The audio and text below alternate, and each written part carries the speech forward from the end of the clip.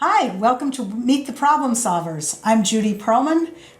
The deal is this: every week I bring on either one guest, or in a couple of weeks we're going to have a couple of people here to really walk us through some important, interesting, pressing social issues. We learn a lot, we talk about where the field is at, where the person is at, and we almost always end up talking about, and what does it mean for me, for us, for viewers? How can we be part of the solution also?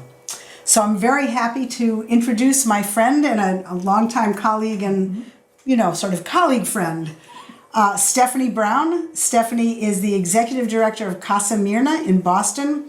It's a domestic violence organization. She'll tell you a little bit more about that, and then she'll dive into the entire we have a lot to talk about today. Let me put it that way. Let me just acknowledge this is a very tough topic.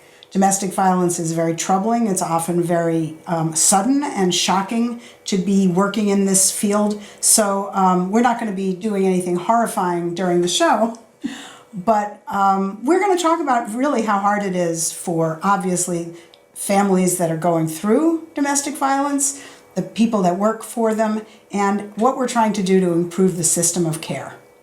So why don't you start us off, Steph? Tell us about, help us understand domestic violence. Yep. Thanks. So first, but since you already talked about it, that it can be a hard topic to talk about, I do want to say that it's funny because people always ask, when I tell them what I do, they're like, how do you do that? Like, that must be really hard to do every day. And I really want to acknowledge that as hard as it can be, sort of hearing these stories, knowing what goes on behind closed doors and in public, that it's so incredibly rewarding because we get to witness, like those of us in the domestic violence field get to witness every single day, like the resilience of people. And so the hope that people have when they say, like, I'm leaving this abusive relationship, or I need to do something different, or I figured out like what healthy relationships look like, that they move forward with their lives. So as scary as it can be to hear about it and to know that it exists, it's also incredibly, it's just amazing to hear that, to see the stories of resilience and to hear people who have a lot of hope and are taking those motions to change their lives.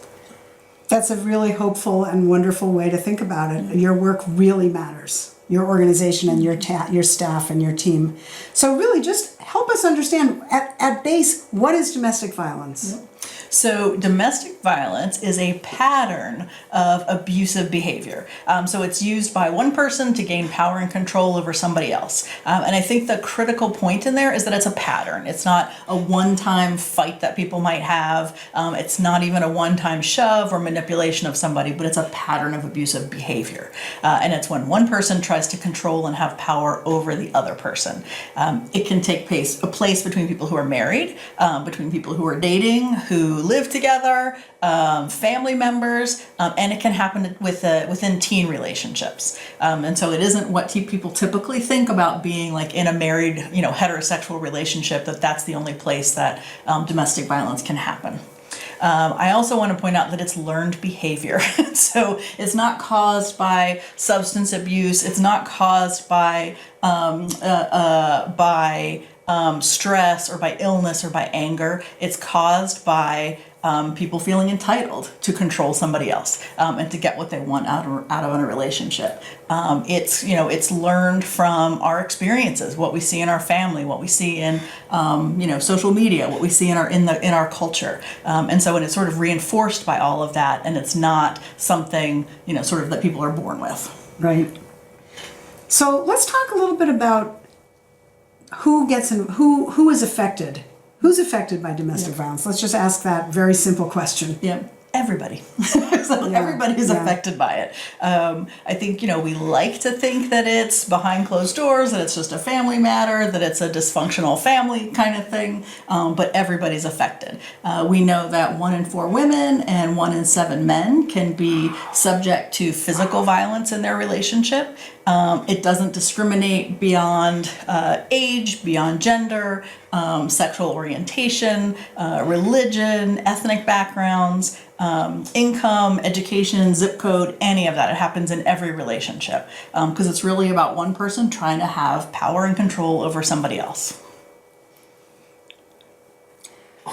So I think that what I've picked up from my work in social services for many years is that domestic violence, as in many other things, is kind of a progressive situation. It doesn't, it's not a static thing that happens in a certain way and that's where it is. Can you talk a little bit about sort of the course of it? Sure, sure. Thanks. Yeah, in some ways I wish that we would call it like domestic abuse and not domestic violence, because I think by having violence in the name of it, people always go to physical violence, and then it's only an abusive relationship if there's physical violence. And I think what's really important for folks to know is that domestic violence is it's emotional abuse, it's psychological abuse, it's financial abuse, it's sexual abuse, it's cultural and identity abuse. Most survivors that we talk to tell us that they would actually rather be subject to physical violence than to have to live through the emotional and the psychological abuse that happens. Because you think about it, like when you've over years of time, somebody's really beaten you down sort of emotionally and psychologically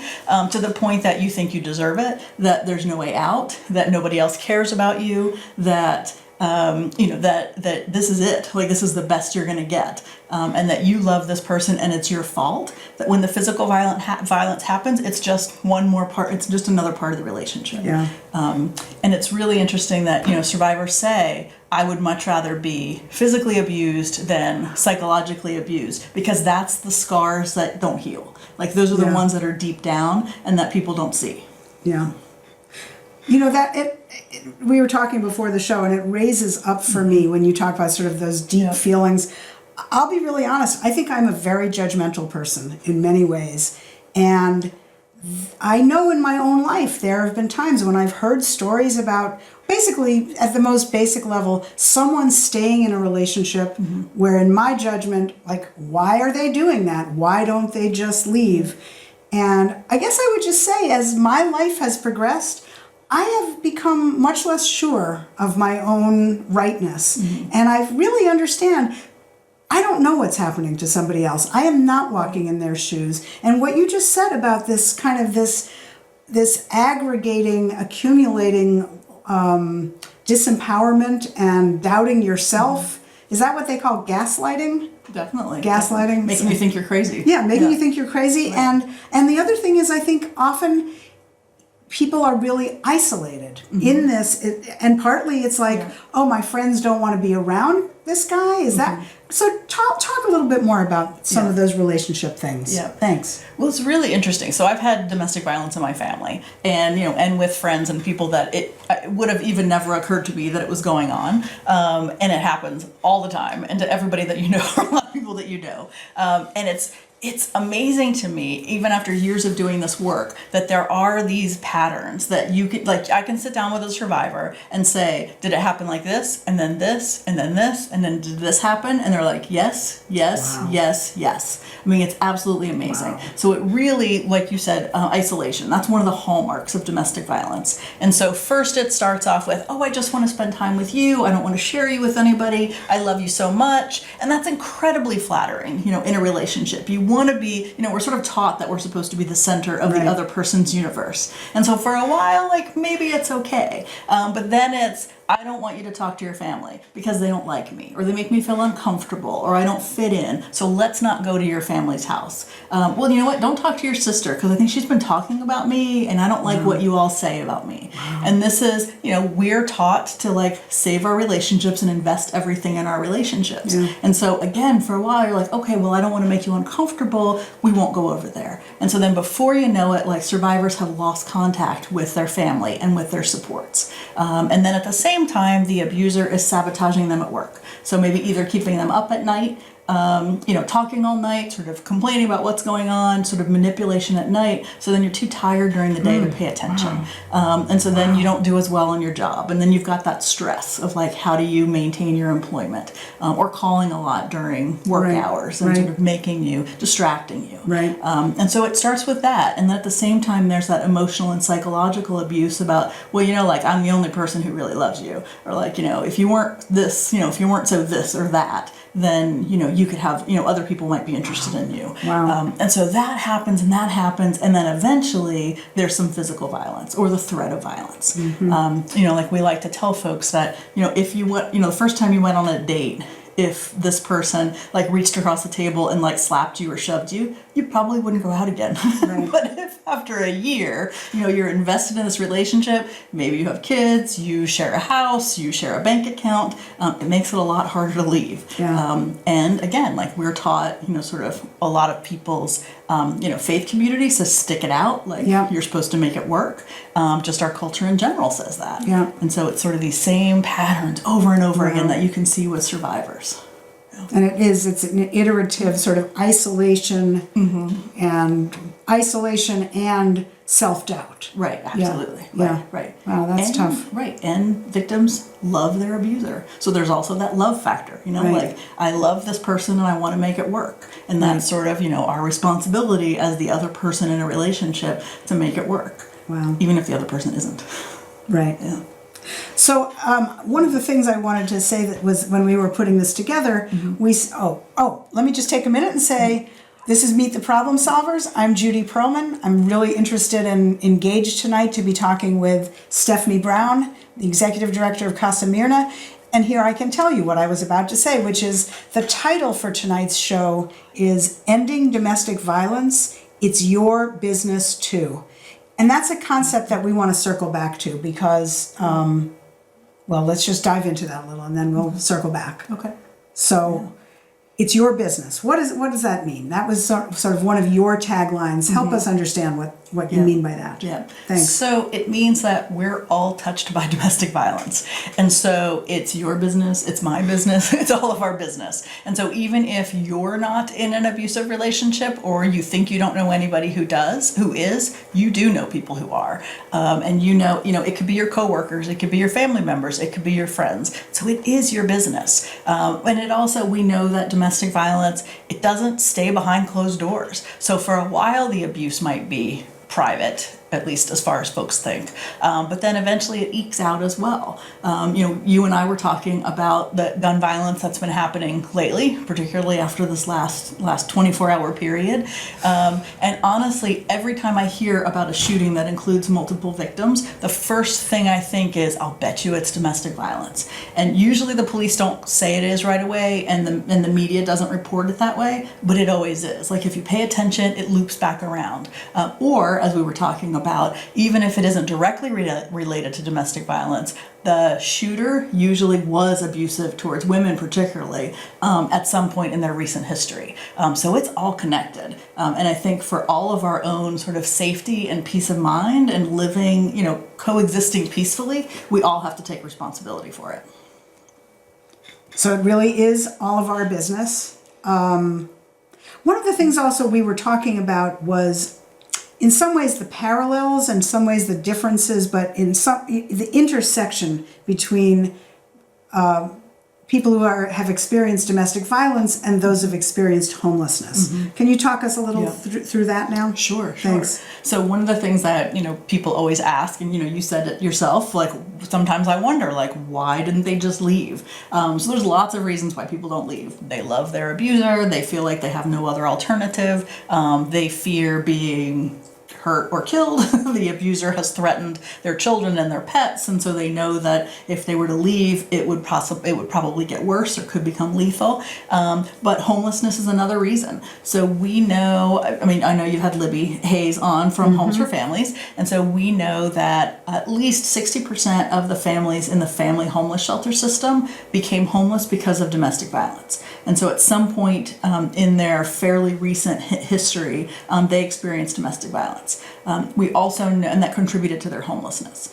We know that within the days after leaving an abusive relationship, almost 40% of survivors report becoming homeless. Wow. Right. So you think about what your options are. Like, why do people stay? All right. So I can leave into the unknown and have no access to money or housing and become homeless and probably hungry, sometimes with my kids, sometimes by myself, or I can stay and at least have a roof over my head, know what's coming next, sort of have some sort of routine, and endure the abuse and think that maybe that's better for my kids or for myself. And that's like not a choice that anybody should have to make, but they do. Yeah. So one of the things that we talked about when we were sort of getting on the phone saying, do you want to do this show? Was I think you said, the solutions that we have haven't been working. So put us in that picture a little bit of what we've tried, what hasn't worked, and what are some of the new tactics that are in the works. Sure. So our movement is nearing 45 years old. So we've been around for a while. And we know that some of the work that we do with survivors, the direct service works. We help survivors every day sort of get out of abusive relationships, avoid homelessness, or move into one of our shelter programs and help them move on and sort of out of an abusive relationship. But at the same time, we're not really making a dent sort of culturally in the big picture. And so after 45 years, we've really seen what we do well and what we don't do well. So we started off as a social justice, social change movement. And so we were challenging things like lack of access to education and housing and jobs. And over time, because of a lot of government money coming into the system particularly, we sort of morphed into mostly social service organizations and human service organizations. And so it all became about not sort of like fighting the power, but providing services. And so that's when we really started focusing on individual survivors, about what are we going to do for you, and not really addressing the root causes of domestic violence. We also, one of the things that we've learned, it took us 40 years to learn, is that domestic violence isn't just an issue for heterosexual women, that it affects everybody. And so the LGBTQIA community is affected by domestic violence. Men can be abused by other people in their relationships. Black women and women of color are affected by domestic violence. And oftentimes, because of sort of the oppressive culture in which we live, it makes it that much harder for those folks to get out of it and to have anybody actually believe that anything's going on in their lives. So we've also learned that we have to change the way we work with different groups of people to meet them where they're at and sort of understand where they are in our society. So it's kind of a targeting as opposed to one size fits all. Exactly. Come to us and we will help you. Right. It may even be like, we'll go to you. Exactly. And we'll Right. listen to you and we'll help you in the Right. world and the environment in which you Right. operate. Wow. Right. That's interesting. Right, yeah. And I think we've gotten better at having, so for a long time it was also most of the domestic violence programs were staffed by white women. And so if we're going to reach different groups of people, we need different people to do it. Right. And so at Casa Myrna, 70% of our staff are bilingual, and Spanish is primarily the first language of most of our staff. And so we work in Dorchester and Roxbury for the most part. And so our staff reflect, and they actually live in those communities. Yeah. And so we reflect the people that we're working with. And so like there's Transition House here in Cambridge, Respond is in Somerville, but we're getting much better at about looking like the folks that we work with. Yeah. And that makes a big difference. That does make a big difference. Yeah. So let's go back to the name of the show. It's Your Yes. Business Too. Yes. So I think there are two pieces of this, right? Why don't you take us through the piece that had to do with your recent campaign? Our recent campaign. Oh, maybe I made this up. Like, I hope it was good. It was awesome. I thought it was a business focus, a focus on businesses. Saying, yes. That campaign. Sorry, yes. It's a community engagement work that we've There we done. go. I didn't see. I was just seeing if you were paying Thank attention. you. Yeah. It's been a long week. Monday. I It's know. Monday. It's been a really long week. So one of the things that we've been trying to do is reach out to business leaders in Boston to talk about domestic violence. Because, like I mentioned, domestic violence happens in the workplace. Yeah. And survivors are harassed in the workplace. And abusers have jobs. And so they harass other people out of their workplace. And so I think it's really important that employers understand how to protect survivors, how to identify survivors, how to hold abusers accountable. And so what we've tried to do is bring some awareness to businesses and to business leaders that this is your business. Yeah. And that, sort of your That's productivity is going to be better if you understand what's going on with That's domestic great. violence. That's great. See, it was a campaign. It was. Yeah. It is now. Yeah. So I think it's really important that I want to spend the end of our time together really digging into it's our business and what do we need to do. Before we go into that last thing, let's just say again, this is Meet the Problem Solvers. I'm Judy Perlman. We're talking tonight with Stephanie Brown from Casa Myrna, talking about domestic violence. It's as Stephanie said, we haven't licked it, we haven't solved it, but it sounds like there are some new tactics that seem like they're going to be promising. Yep. So tell us, how can we become more agents of change and safety? Yep. I think the first thing that people can do is get educated about domestic violence. There is a lot of information out there about domestic violence. You can go to Casa Myrna's website, you can just Google domestic violence. You're going to find stuff. And so get educated about it and sort of what your community resources are. Because I think the first thing is people need to understand what it is to be able to address it. I think we also ask everybody to have empathy for survivors. So like you said, curb the judgment. When you think that somebody isn't doing what you would do or what you did or what you would want them to do. Give them, one of the things that domestic violence does is it robs people of their power and their sense of autonomy. And so one of the most important things that we can do for survivors is to let them have that back, is to get that back. And so if you identify or you suspect that somebody is living with domestic violence, you can tell them how it makes you feel and how you're worried about them, but at the same time, you have to respect their decisions on how they want to handle it. You can connect them to resources. You can ask them to call SafeLink, which is the statewide domestic violence hotline, but it's really important that you let them do it in their own time and in their own way, because they have to develop that sense of agency back. You know what? Here's what we're going to do, except I don't think I've done it quite right. We would like to put up a slide for SafeLink. There we go. There we go. So this is SafeLink. This is the statewide domestic violence hotline. So Casa Myrna manages this. It's a 24/7 program. Anyone can call. You can call if you want to know about domestic violence, if you suspect that somebody's being abused and you don't know what to say to them, if you want to find resources, if you're a survivor yourself. So we can talk to anybody in any language at any time, and it's all anonymous and confidential. I mean, one of the things I've really got out of thinking about this is everybody is in their own process. A survivor is in his or her own process, and maybe I'm in my own process as someone watching this and worrying and getting increasingly worried about it. And the idea that I could call SafeLink and talk through my concerns and my issues and sort of what are the implications. Say I have a coworker. What happens? Do I jeopardize her work? I need to understand that, and I can't do that in my own head. Right. So I really love the idea that the trained people at the end of the line, at the end of the phone on SafeLink, are going to help all of us, not just people who are involved in the relationship, but those of us who are around the relationship also. Yeah. I think that's a really important part of this. Right. And I do want to add that, you know, I've already talked about lethality of abusers. And so Wait, what was the word? the lethality of abusers, the fact that they can kill people. Yeah.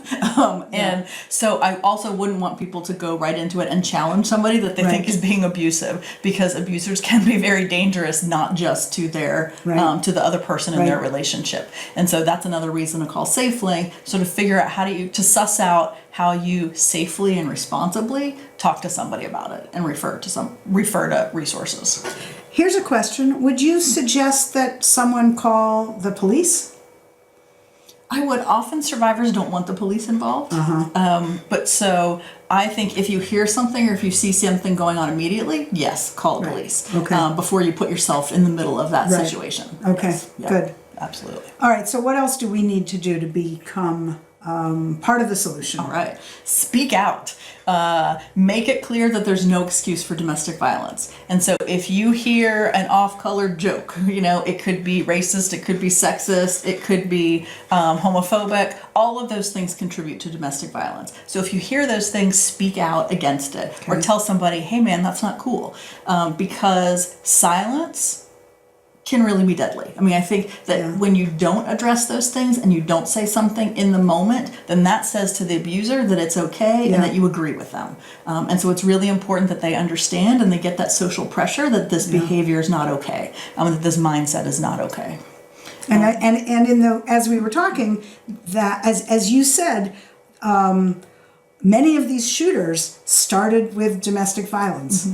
And maybe they started with domestic violence because they were getting away with crappy behavior. Right, exactly. And so really to just sort of shine a bright light is a sort of a public thing we should all be doing. Right. Yeah. And it shouldn't always have to be the responsibility of the victim to say this isn't okay. Because most often they're the person who it's least safe to say something and to challenge. And it's much better for somebody else that they get that societal pressure saying this is not all right. Let's put the SafeLink info back on while we continue just sort of getting through some ways that we can all be part of the solution. All right. So I think it's also at the same time that you're sort of calling an abuser on their behavior or something that you hear that's abusive. It doesn't mean that they're an abuser, but sort of we just want to challenge sort of these norms that say like sexist, racist, homophobic jokes are funny and okay. I think at the same time, it's also really important to tell survivors that like, I hear you and I see you. It's not okay what's going on and I'm here for you. So even if you don't want to talk to me about it now, you can at any time. And I think that helps break down the social isolation that keeps the survivor trapped in the abusive relationship. So if they're hearing you challenge abusive talk, then they're also hearing that this is not okay and that you're an ally and you're a safe place. And I think that's really important too for people to know that somebody else is looking out for them. Well, Stephanie, this has really been very interesting and very timely. I mean, I think we are all feeling that the world is feeling unsafe right now. And so I'm hoping that we can get to the next thing I wanted to do, which was the Meet the Problem Solvers slide, but I can't find it right now. So I think what we're going to do is just invite you, viewers, to be part of the conversation. Please send an email to meettheproblemsolvers@gmail.com.